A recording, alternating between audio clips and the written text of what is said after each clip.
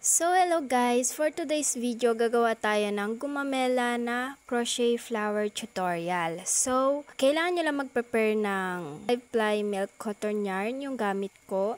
And gagamitan ko din siya nitong 3mm tulip hook. Mag-prepare din po kayo ng 29cm floral wire.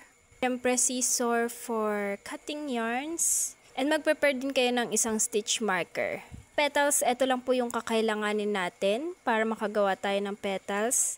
Actually, 5 pieces na 29cm floral wire yung kailangan natin. Kasi 5 na petals po yung gagawin natin para sa ating gumamela. So first, ayan, mag-chain tayo ng 14. Chain 14. 1, 2, 3, 4, 5, 6, 7, 8, 9, 10, 11, 12, 13, 14. So, sa kasunod naman na stitch, ito yung 14. Dito sa pang 13 stitch, maggagawa tayo ng single crochet. And sa kasunod na stitch, single crochet uli. Ayan. So, dalawang single crochet. So, kasunod naman na stitch ay isang half double crochet. Yan. Half double crochet. And sa kasunod na stitch uli is half double crochet. So, bali dalawang half double crochet. So, sa kasunod naman po na apat na stitch. Apat na stitches. 1, 2, 3, and 4. Tag-iisang double crochet. So, ayan. Ito, first double crochet. Second double crochet. Pang third na double crochet. And pang apat na double crochet. So, ayan. Next naman po natin is mag-increase tayo na double crochet. Increase na double crochet. Ibig sabihin, dalawang double crochet sa isang stitch. So, eto, panoorin nyo na lang. So, double crochet dito sa kasunod na stitch. Double crochet. And parang blurred. Ayan. Another double crochet sa same stitch. Same stitch. Yan. Yan. So, ulitin lang natin yun 4 times. So, pang-una na to, another increase. Another increase. Ayan. So, pangatlong increase. Yan. And last, pang-apat.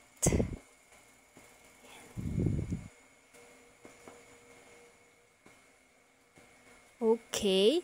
So, meron na lang tayo ditong nag-iisang stitch. And sa last stitch na yon is gagawa tayo ng 5 double crochet. So, dito sa last stitch na to, 5 double crochet ang ilalagay natin. Okay? Oops. 1. Oops. 1. 2. 3,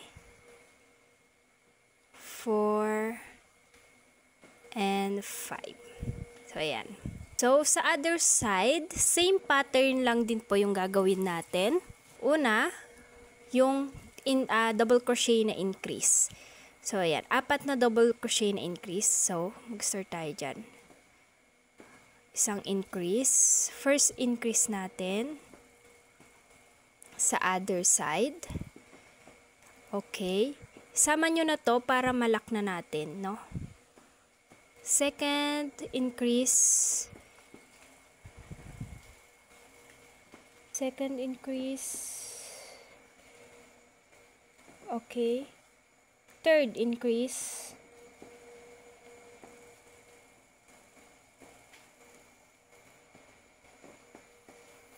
And last increase, pang 4. Pang 4th increase. Okay. And kasunod is yung 4 na double crochet na sunod-sunod. So, ayan. First, double crochet. Sa kasunod na stitch na po another double crochet. And sa kasunod na stitch, another double crochet.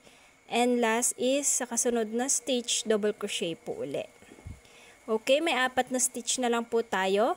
Ang gagawin natin dun ay isang half double crochet, another half double crochet, and sa last 2 stitch ay single crochet. Ayan. Okay, ganyan na po magiging itsura ng ating petals. Ayan. Dito na natin gagamitin yung ating floral wire. So, dapat naka-prepare na yung floral wire nyo. 29 cm yung sukat ng ating floral wire. So, ayan, ganito lang ako mag-insert ng floral wire. Depende sa inyo kung paano kayo nadadalian. Pero baka malito kasi kayo kung paano ko siya ginagamit. Kasi yung iba, from here, ayan, nakaayos na siyang ganyan. Parang inaayos na nila yung floral wire nila ng ganyan. Kaso nga lang minsan ako nahihirapan ako kaya gantong ginagawa ko. Yan. Ini-insert ko na siya dyan. Tapos iuusad ko na lang ng inuusad dyan hanggang sa maging gitna pa rin ito. Ganto pa rin ang style niya. Pero at this moment, nakaganto muna siya, nakagitna. So ayan, pagka-insert nung wire,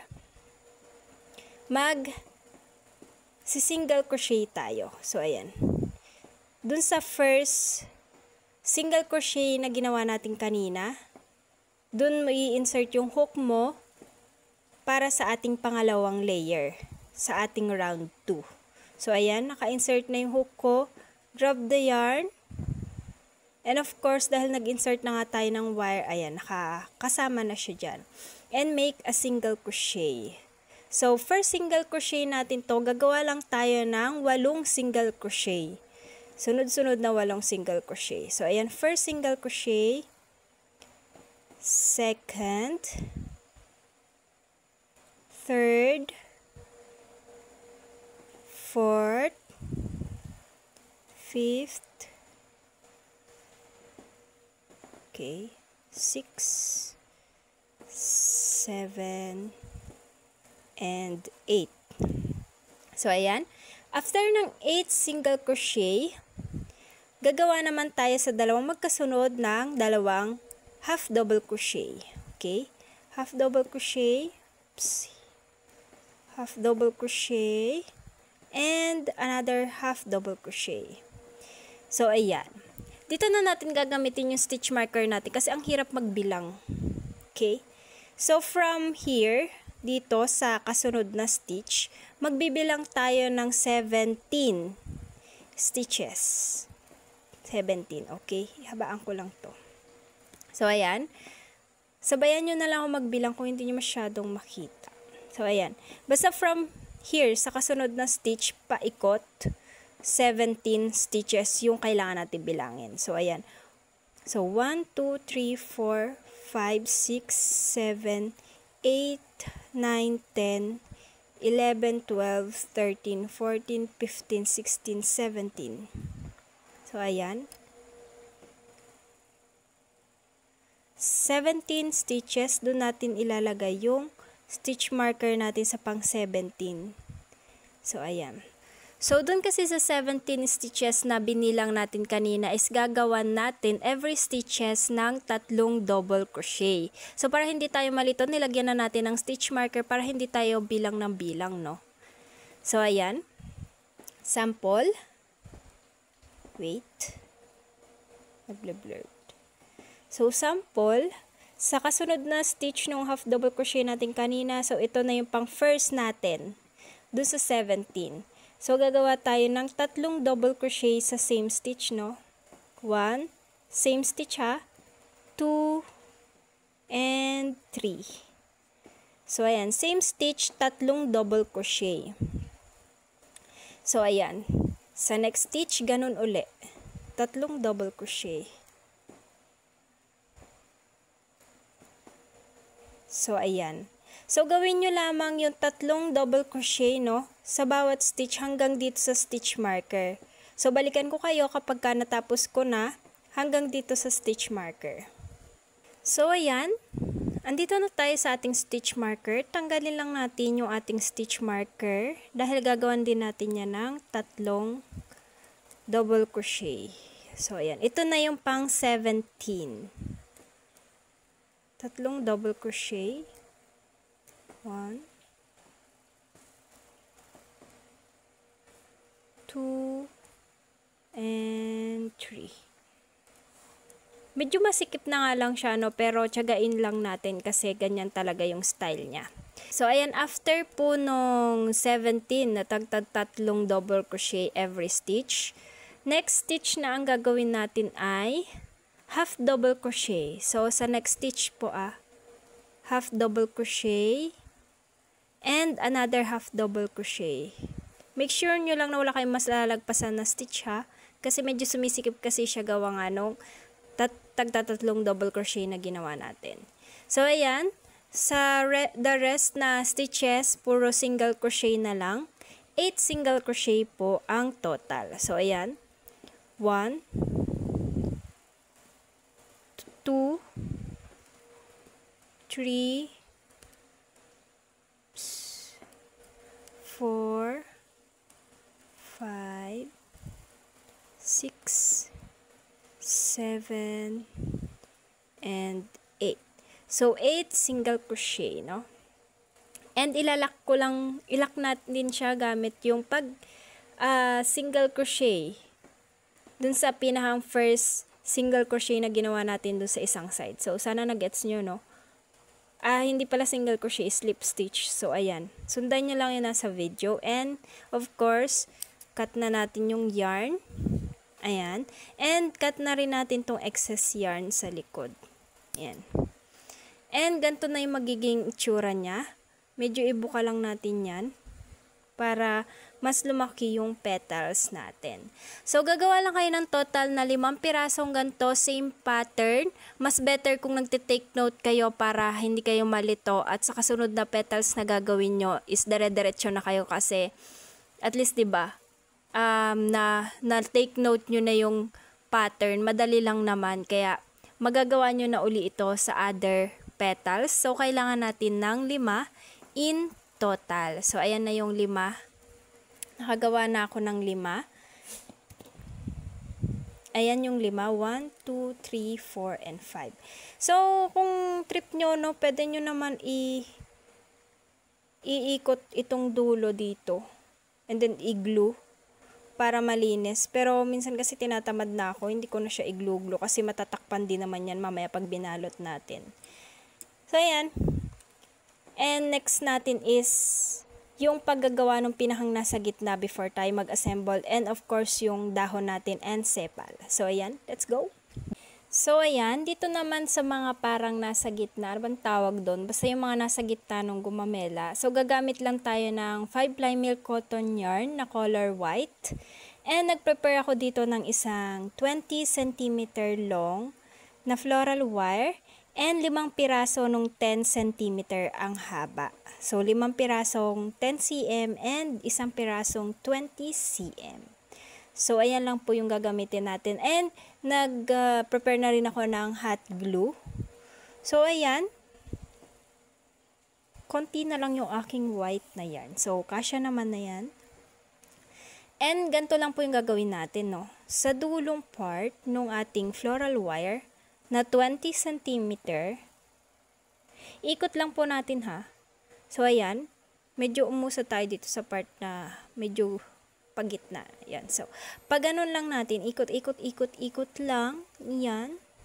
And then, before kayo makarating sa pinakang dulo, ayan, medyo i-bend na natin yung ating wire. Bend na natin, na parang basta bend. Yan, binend ko and then ayan yung magiging size niya. And iikot na natin ng ikot hanggang sa mapuno natin, kahit basta hanggang mapuno yung pinakang floral wire. Yan, ikot lang natin ng ikot. Yan. Ganun lang gagawin nyo, no? Ikot nyo lang. And then kapag nakarating na kayo sa dulo, of course, didikit natin para hindi naman matanggal yung ating pinahang yarn. Ganon lang din ang gagawin nyo dun sa may 10 cm. Babalutin lang natin and then ganon lang, ibebend nyo lang yung pinahang dulo hanggang sa at mabalot natin yung pinahang buong yan. So nandito na tayo sa dulo and idikit lang natin using hot glue. Ayan. And then of course, cut natin yung yarn. And then ganyan. So ganyan lang gagawin natin, no? Etong 20 cm isa and then gagawin natin ulit yung same process dito sa 10 cm. So, babalikan ko kayo kapag nagawa ko na to para ma-assemble natin yung pinahang nasa gitna, okay? We're here again. Nagawa ko na yung 10 cm and ganito na yung itsura niya after natin mabalutan. So, i-assemble lang natin to. Ang pinahang gitna po natin is itong 20 cm and yung mga 10 cm is iikot lang natin to sa ating 20 cm. Ayan. Ganyan lang, no? Kahit anong style naman niya, no? Bahala ka na. Basta iikot mo lang yung 5 dun sa 20 cm natin. So, yan yung magiging base niya. Yan. And then, pagkaikot natin, syempre, ikutan lang natin ng white yarn uli para ma-secure. Yan, ikutan lang natin ng white yarn.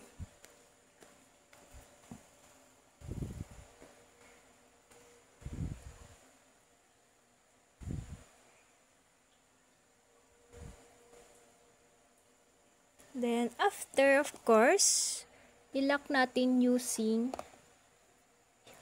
hot glue. Ayan. And cut natin yung excess yarn. So, ayan na. And then, naayusin lang natin siya ng ganyan. Bubuka lang natin. And, tsara! Tapos na yung ating panggitna.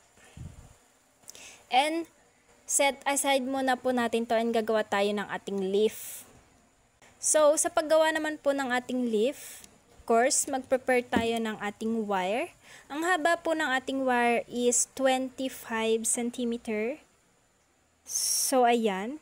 Ibebend lang natin sa gitna, of course. Okay. Prepare tayo ng green yarn. And same hook do sa petals natin na 3mm. Okay, to start yung ating dahon, yan, mag-chain tayo ng 16. Yan. Chain 16. 1, 2, 3, 4, 5, 6, 7, 8, 9, 10, 11, 12, 13, 14, 15, 16. So, ayan. 16 chain. After, dito, sa kasunod na stitch, ayan, 16, etong pang 15 chain. Insert mo yung hook dyan and gagawa tayo ng single crochet. Oopsie. Okay. So, isang single crochet and kasunod na stitch ay half double crochet. Okay. Another stitch, half double crochet. Sa kasunod na stitch, half double crochet. So, ayan, total, 3 half double crochet. Sa kasunod naman na 5 stitch, puro double crochet. Okay? Isang double crochet, pangalawang double crochet, pangatlong double crochet, pang-apat na double crochet, and pang-5. Okay. Yan. So, sa next naman na 3, 1, 2, 3 na stitches, puro half double crochet. So, ayan. Half double crochet. 1, 2, and 3. Ayan. Okay. Sa dalawang magkasunod naman, single crochet lang. Okay? 1 and 2. Ayan. Okay. And sa last stitch na, ayan, last stitch na tayo. Ito ang gagawin nyo, no? Sa last stitch, ang gagawin nyo lang ay single crochet, chain 1, and sa same stitch, magsi-single crochet uli kayo. Okay? Yan. Single crochet, chain 1, and another single crochet. So, dito na tayo sa other side. Same pattern dun sa kabilang side. Gagawin lang natin kung ano yung ginawa natin kanina. So, ayan, single crochet dun sa dalawang magkasunod. Isama na natin tong excess na yan para malak na natin siya, no? First and second single crochet. Okay? Sa kasunod is tatlong half double crochet. 1, 2, and 3. Okay. Pwede na yan. Doon sa kasunod na 5 stitches, double crochet. 1, 2, 3, 4, 5. Okay. Sa kasunod na 3 stitches is half double crochet.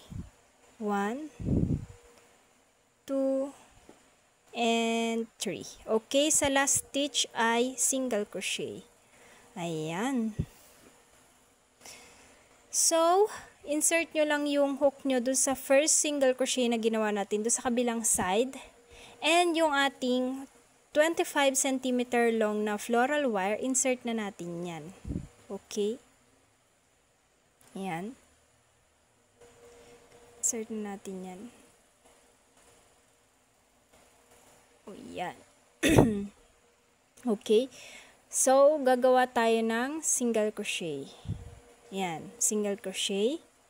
Sundan nyo lang ako, And, doon sa kasunod na stitch is half double crochet.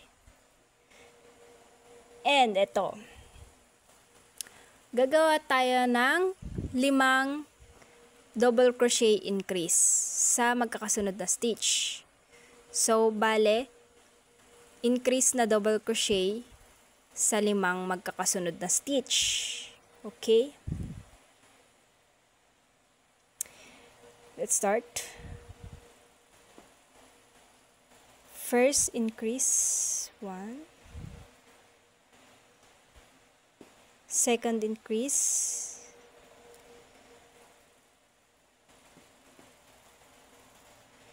Third increase. Fourth increase. And pang-5 increase. Ayan. So next, gagawa naman tayo ng 5 half double crochet sa magkakasunod na stitch. So, first half double crochet, another half double crochet, pang third, fourth, and fifth. So, ayan. Sa kasunod naman, 3 single crochet sa magkakasunod na stitch. 1, 2, and 3. So, ayan. Dun sa pinahang tuktok, tama ba? So, ayan. So, after nung 3 single crochet, eto na yung panggitnaan, yung pinahang tuktok ng ating dahon. Same pattern sa kanina, yung 1 single crochet, chain 1, and same stitch, 1 single crochet. So, sa other side is gagawin uli natin yung same pattern na ginawa natin dito. So, ulitin lang natin. 3 single crochet, 1, 2, and 3. So, ayan. 5 half double crochet. 1, 2, 3, 4, and 5. And 5 increase. 1, 2, 3, 4, and 5. And sa dalawang last stitch ay isang half double crochet and isang single crochet. And after that, another row tayo, row 3. So sa first, mag-insert tayo ng hook dito sa first na single crochet na ginawa natin doon sa other side. So sana nagigets nyo, no? From here, gagawa tayo ng 8 single crochet. So ayan. First, 1, 2, 3, 4, 5, 6, 7, and 8. Yan. After ng 8 single crochet, ito ang gagawin natin pattern ng 5 beses. So, ito, sundan nyo lang po. So, sa kasunod na stitch, mag-single crochet kayo. And mag-chain 1. And dito, insert nyo yung hook dito dun sa may pinakang front loop nung single crochet natin kanina. So, ayan. And then, mag-single crochet kayo. Yan. Okay. After single crochet, magsi-single crochet tayo sa kasunod na stitch. Okay, single crochet. And same pattern. Gagawin natin tong isang pattern na to ng 5 beses. So, first na po itong batch.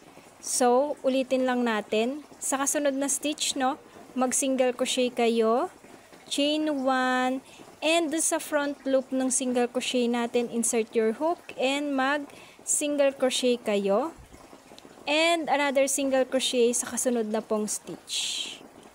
Okay. Ayan. Ulitin lang po natin, times 5, no?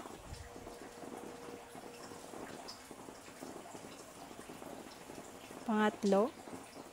Pang-apat.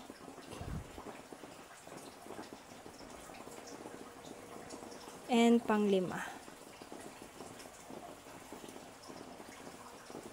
Ayan. 1, 2, 3, 4, and 5. So, ayan. After po nun, mag-single crochet tayo. Sa kasunod na stitch, another single crochet. And same pattern po nito gagawin natin dito sa tuktok. Single crochet, chain 1, and sa front loop mag-single crochet tayo, and another single crochet. Okay. Lang masikip.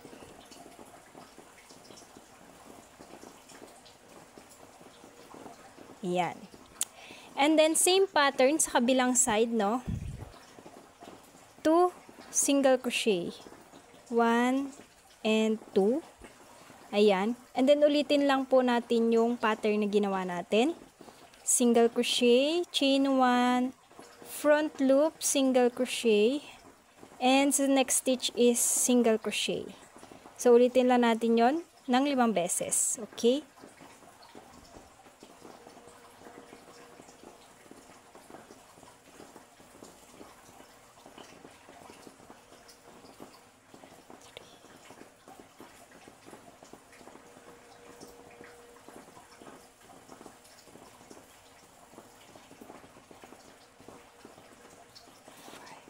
Okay?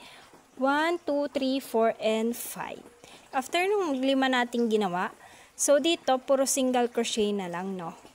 So, 1, 2, 3, 4, 5, 6, 7, 8, and 9. Oopsie. Okay, to secure, mag-slip stitch lang tayo and chain 1. And then, mag-iwan kayo ng medyo mahaba-habang yarn. Okay. Ito na po ang ating mahiwagang dahon. So, cut lang natin yung excess yarn sa likod, no? And then, saran! So, nakagawa na tayo ng dahon. Isang dahon lang yung gagawin ko for may gumamela. If want nyo naman na dalawa, nasa sa inyo na po yan. So, for today's video, isa lang yung gagawin natin. And then ito, i-wrap nyo lang dito sa ating floral wire. Okay. Then, kung open pa naman yung hot glue nyo, proceed na mailak natin. Okay. And then, cut na natin yung excess yarn. And then, charan. So, ayan. Sa ating sepal, mag-prepare lang kayo ng green yarn, of course. And then, make 13 chains. 2, 3, 4, 5, 6, 7, 8, 9, 10, 11, 12, 13. So, 13 stitches sa pang 11 stitch. Okay, yan. Skip 2 chains and then insert mo yung hook dun sa pang 11 na chain. And then gagawa kayo ng HDC. Half double crochet. Isa. And hanggang sa matapos. Hanggang sa dulo. 2, 3, 4, 5, 6, 7,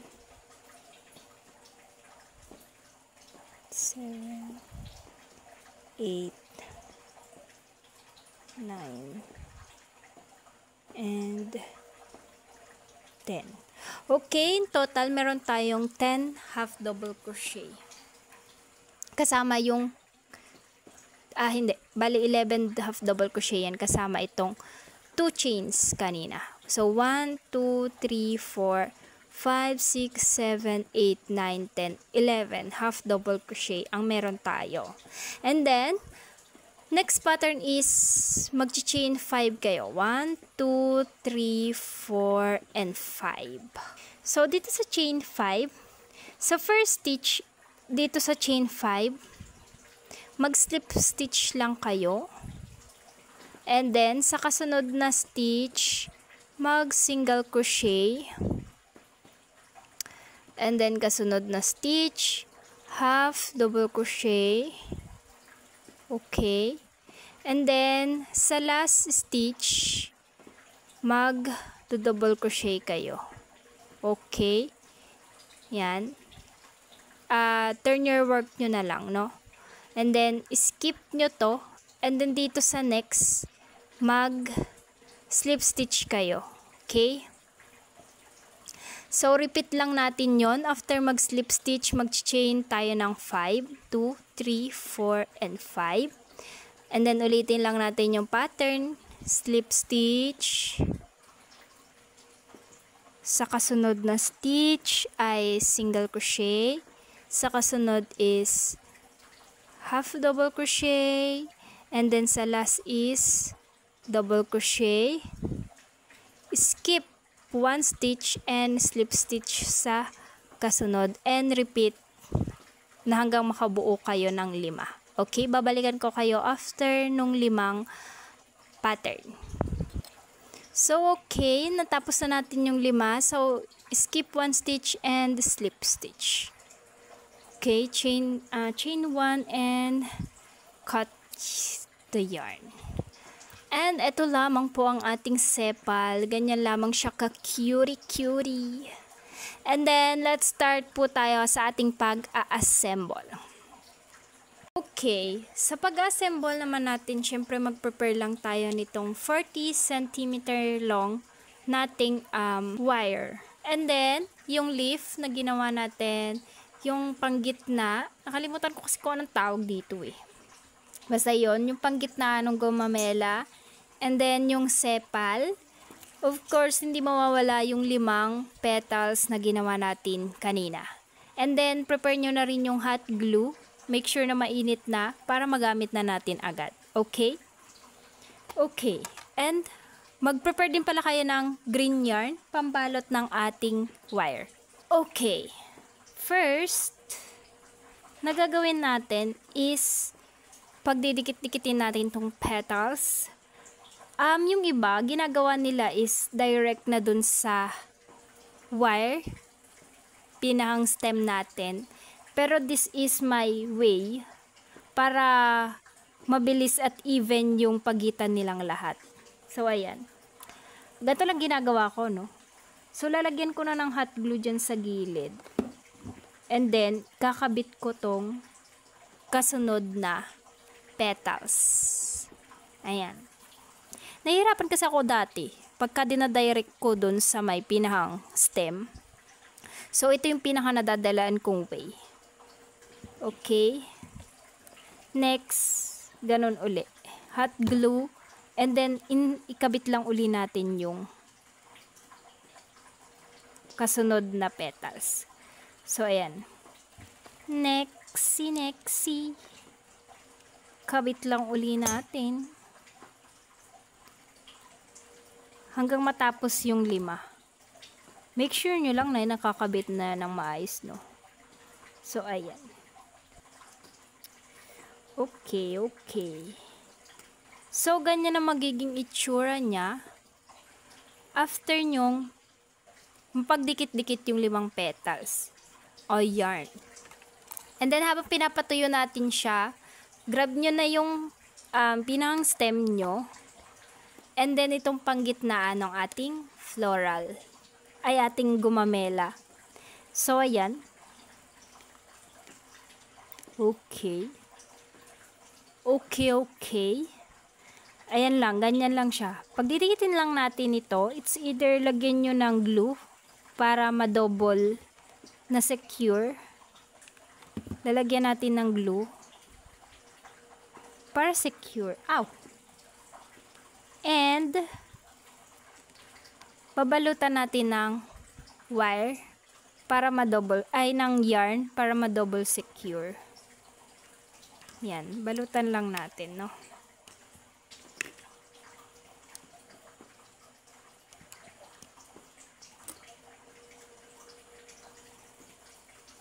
Kahit di naman perfect, basta ma-secure lang. Kasi, matatabingan din naman yan ng ating stem, ng ating petals. So, ayan, ang magiging itsura niyan, after natin ma-secure stem natin, no? Ayan, eto na. Panoorin nyo na lang yung video kasi hindi ko alam paano ko sasabihin.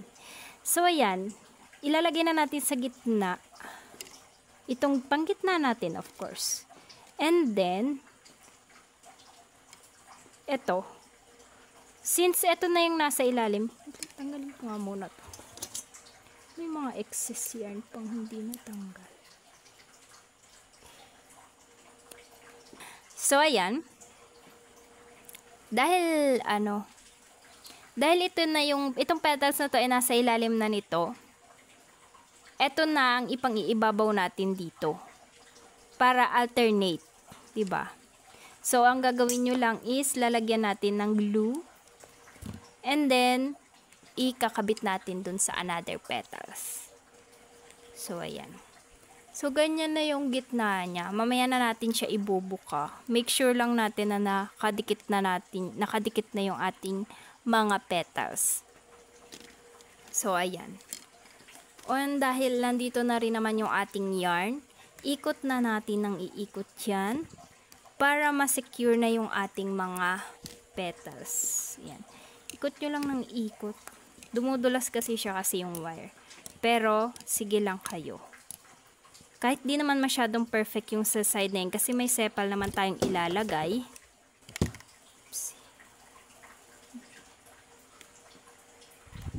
Yan. Okay. Pero dito sa medyo baba-baba na, syempre perfect nyo na yan. Kasi, hindi na yung matatabingan ng sepal natin. No? Okay. So, nahirapan ako kasi medyo maliit yung na-view nung aking video.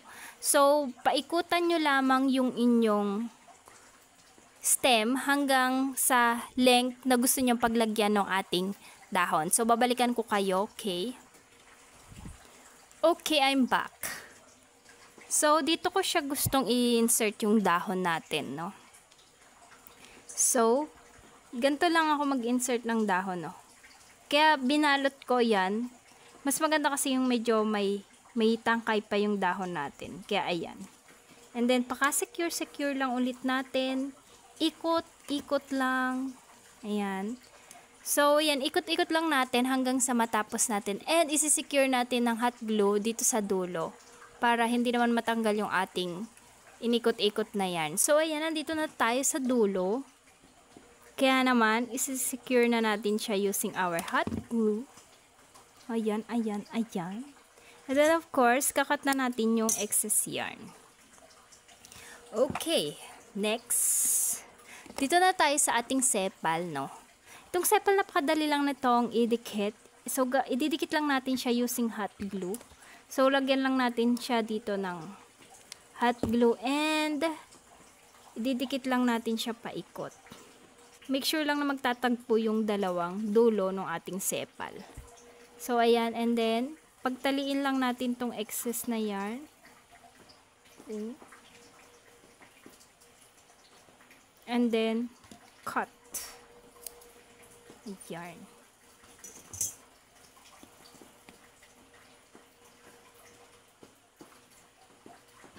Insert ko lang yan dyan. Para matago lang natin, no? Ayan. Okay. O, diba natago na? So, ganyan ang style niya. And then, after, ibukan nyo na lang yung mga petals, no?